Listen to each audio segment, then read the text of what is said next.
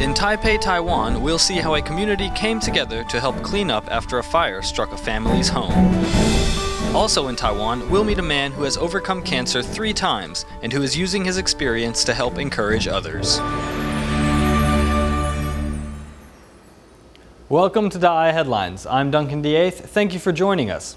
A fire broke out in a 6th-floor residential unit in Taipei's Xinyi district on Fude Street early in the morning on July 23rd. Ms. Chun and her 2 sons escaped. However, the home was seriously damaged. On Tuesday morning of August 2nd, more than 50 volunteers mobilized to aid the cleanup of the home, including local sanitation workers. Carrying a wide variety of cleaning tools, 50 Ziji volunteers arrived at this apartment on Fude Street after a serious fire raged throughout the home, rendering it unrecognizable.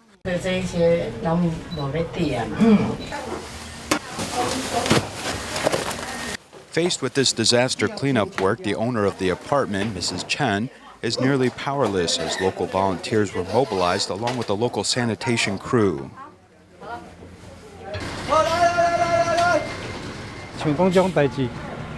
Nobody wants to experience something like a fire, but when it happens, we need to respond and provide assistance and convenience to the best of our ability to help create a good impression for the people.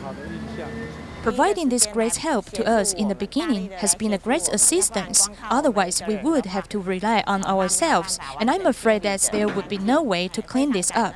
We are very grateful to Ciji. Separating those items that can be reused, volunteers mobilized a vehicle to take away recycling items, with the remaining items being disposed of in this garbage truck. After the fire finished burning, there was a lot of furniture and garbage, and we needed assistance to help clean up and aid this family affected by the fire get back to normal life as quickly as possible. All of the family's items have been burned, so we moved everything from the 3rd floor down using lots of manpower, and we are very grateful for the EPA that directly holding this waste. With strength in numbers, volunteers were able to work throughout the morning, helping Mrs. Chen restore her home to a livable condition and get her life back to normal as soon as possible. One survivor of the July 31st gas explosion of 2014 was Chen Ziyu. She was riding a motor scooter at the time of the blast. The explosion flung her and her scooter 3 stories into the air. Although Ms. Chen did not suffer burns, being thrown on her scooter resulted in the paralysis of her legs. Over the past 2 years, she has been staying positive and working hard in her recovery. With both her legs paralyzed, relying only on arm strength, moving even 10 meters is no easy task.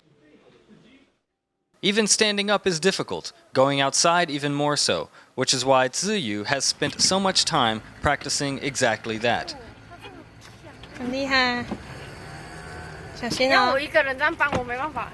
The exercises will prepare her for work on her own, which may include driving and moving from place to place. A lot of it is strength training that she will need to carry around her weight. She will need to be strong.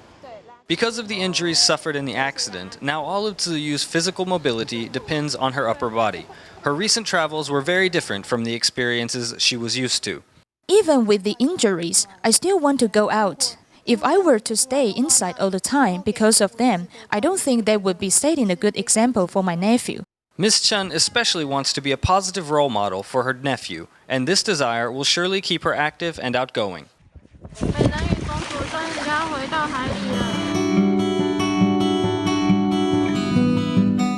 I can't use my legs, but I still want to float on the surface of the water. This worries some people. After 2 years of therapy and recovery, Ms. Chen isn't letting her injuries keep her from enjoying life. Thanks to support from friends and family, Ms. Chen has been able to keep a positive outlook in this new chapter of her life. Most of the victims of the July 31st gas explosion 2 years ago suffered from serious burns. Although most of the injured have already gotten back to their lives, some people are still struggling through recovery even after 2 years. We will meet one young man, Xu Yanxiang, whose therapy process was much more difficult than most.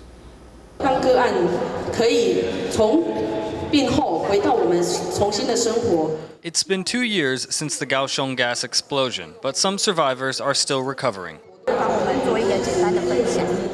Relying on only himself, Xu Yanxiang moves slowly and deliberately into the meeting hall.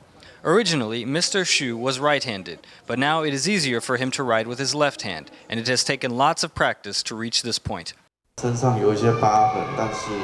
My upper body is covered in scars, but this is just evidence of what happened in the past. I don't want to focus on past misfortune. I will just consider them like tattoos. For many in the audience, it is difficult to ignore Mr. Xu as he describes his struggles with his injuries. He has come a long way in his recovery since the tragic accident, especially with the help of occupational therapists. The goal is to be able to live independently. His original hope is just to establish a suitable lifestyle, and I believe we have accomplished that. Based on public figures, the gas explosion injured over 300 people. Of those, 20 people were continuing physical therapy 6 months after the disaster. Now, after 2 years, 6 people still remain in recovery programs. With lots of help and lots of patience, some survivors are relearning how to do even the smallest tasks on their own. Events like this one also help reintroduce the survivors back into the community and help rebuild social networks. We hope that Mr. Xu and all the other survivors continue to make good strides towards recovery. It has been 2 years since the deadly gas explosion in Kaohsiung. Now we will take a moment to remember the lives that were lost. We also remember the work of the Tzu Chi volunteers that provided their love and support in the wake of such a shocking tragedy. And we'll see how some residents have been inspired to walk the Tzu Chi path themselves.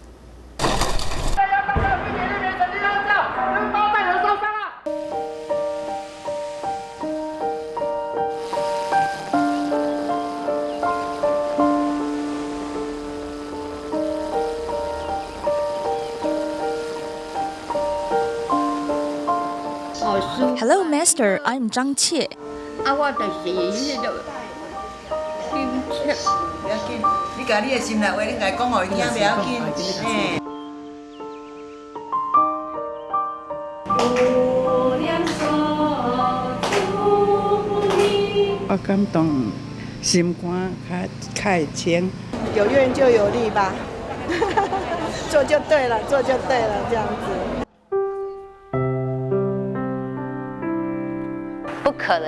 We can't say we are tired. We have to take every opportunity we can to help.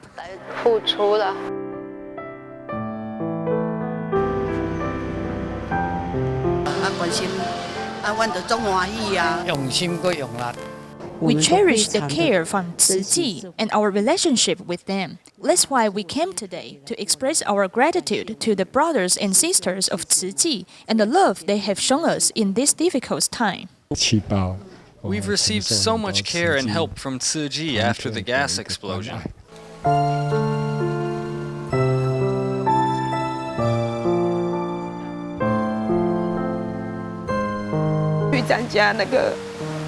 After participating in Tzu Chi activities, I started to have an awakening.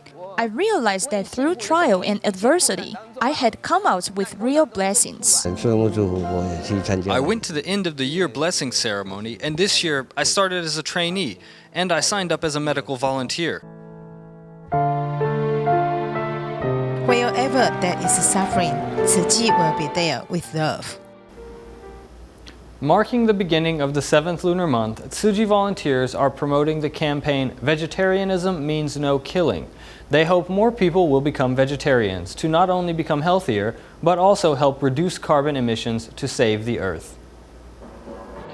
Tzu Chi volunteers in澎湖County made these 10 delicious vegetarian dishes because they want to promote using vegetarian meals as offerings to the ancestors.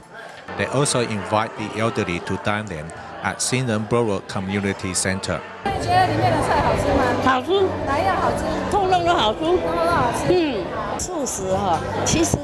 It's not hard to eat vegetarian meals. It's simply changing their preconceived ideas. We didn't tell them that today's meals do not contain any meat.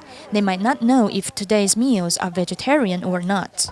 The elderly are really enjoying the vegetarian meals. Tzu Chi volunteers take the chance to tell them not to burn the joss paper so they can help save the earth. Not many people know the earth is sick, and this event of yours allows many elderly or people who don't go out often to realize the earth needs our help. As more and more people prefer to eat vegetarian food, the owner of this restaurant also began selling vegetarian meals 8 years ago. Some 2 to 3 months after I started selling vegetarian meals, the business went down a lot, so I struggled if I should continue, but my customers encouraged me to keep going. Then slowly my business improved, and is now better than selling meat dishes. My dad died of a heart attack, so my husband and I hope we can improve our health by eating and selling vegetarian meals. People are now demonstrating that they want to eat vegetarian meals to help save the planet. The restaurant is now packed with customers every day. Some do it not because of their religion, but because eating vegetarian meals can save the earth. People are more conscious about their health. I hope people can continue eating vegetarian meals. Eating vegetarian meals is good for our health and can reduce carbon emissions. You should join us as well. At the start of the 7th lunar month, Tzuji volunteers held a fair at the Jingsi Hall in Jilong to promote the benefits of recycling, with some 700 people in attendance. Events were also held at 3 police stations, where volunteers brought delicious vegetarian meals to the police. After enjoying the vegetarian meals, many were more willing to consider the benefits of a meatless diet.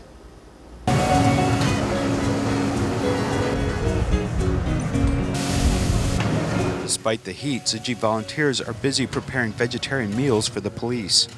This event is held at 3 police stations for 3 continuous days. These nutritious dishes overcome most people's stereotype about vegetarianism. I have changed my opinion about a vegetarian diet. Adopting a meatless diet doesn't mean one has to settle for monotonous dishes. A vegetarian meal is tasty and healthy, which can lessen the burden of our health. This retired policeman, Wen Yonggang, is the person behind this event. He thinks that having a meatless diet can lessen one's health burden. My weight used to be 85 kilograms. However, after adopting a vegetarian diet, my weight has decreased to 80 kilograms, and I feel nimble and healthier. I am a policeman's family member myself, so I understand policemen are always busy with their work. They need to sacrifice their vacation, especially at festivals or on Lunar New Year's Day. With the arrival of the 7th lunar month, Tzuji volunteers in Jilong visit police stations to promote the benefits of adopting a vegetarian diet. They also hold a fair at the Jingsi Hall in Jilong, where volunteers teach the residents to make handcrafted toys from recyclables. Through this event, people can turn trash into treasure by crafting these children's toys, which also safeguard the earth.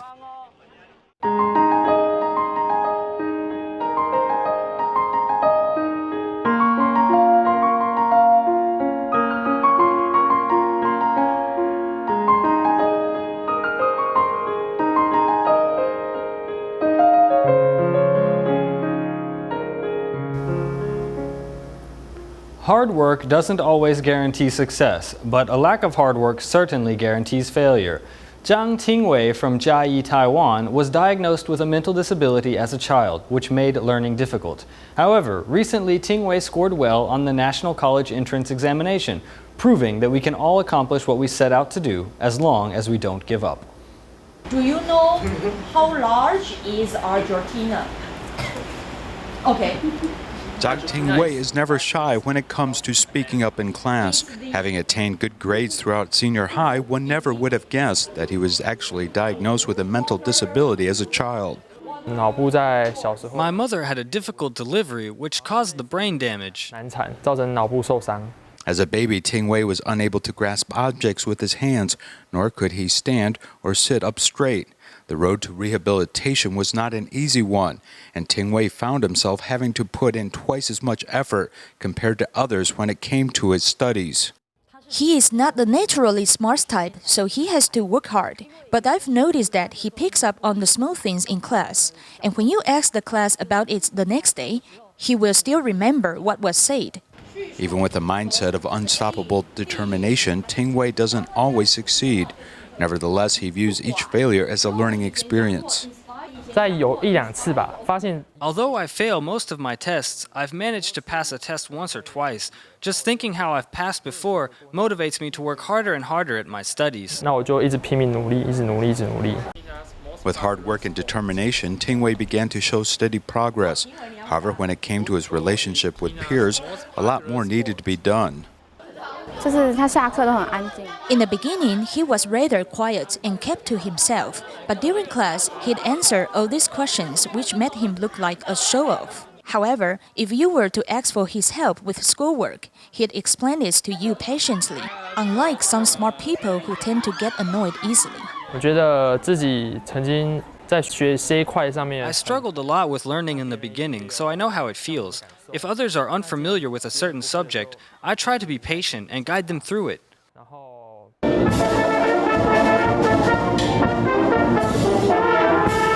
Although Tingwei is not smart by nature and has failed many times in the past, he has, however, learned to overcome his failures. This is because Tingwei knows that only through perseverance is one sure to find his or her path to success. Anti-cancer crusader Lin再发has seen cancer recur 3 times over the past 4 years. He assumed the worst and made the best use of his time saying goodbye to friends and family. Fortunately, the cancer cells have gone and he is now cancer-free. He believes that he has been reborn 3 times. Now he counsels cancer patients using his own experience to encourage others. Lin再发is 52 years old, and 4 years ago he was diagnosed as suffering from cancer. Twice he experienced cancer metastasis, as he was grateful to live every day of his life. Taking medication led me to experience side effects like acne, and my fingernails became infected, sometimes becoming painful.